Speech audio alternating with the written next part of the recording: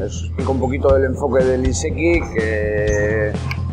tenemos una oferta de pinchos bastante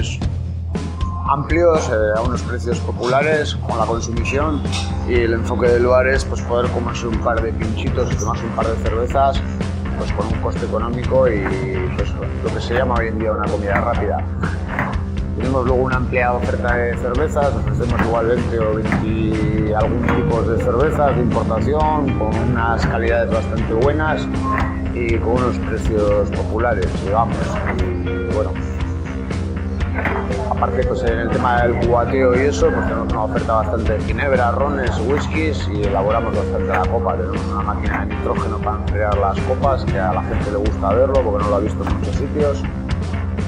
Y bueno, aparte intentamos poner las copas lo más elaboradas, lo más bonitas posibles. O sea, luego aparte siempre intentamos poner un poco de tapeo,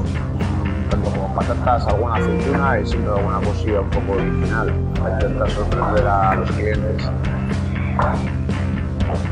Y luego siempre buscamos que el trato del personal con el público sea lo más correcto posible y sea lo más adecuado y obviamente generar un ambiente lo más sano posible en el bar, enfocándonos a todo el tipo de públicos,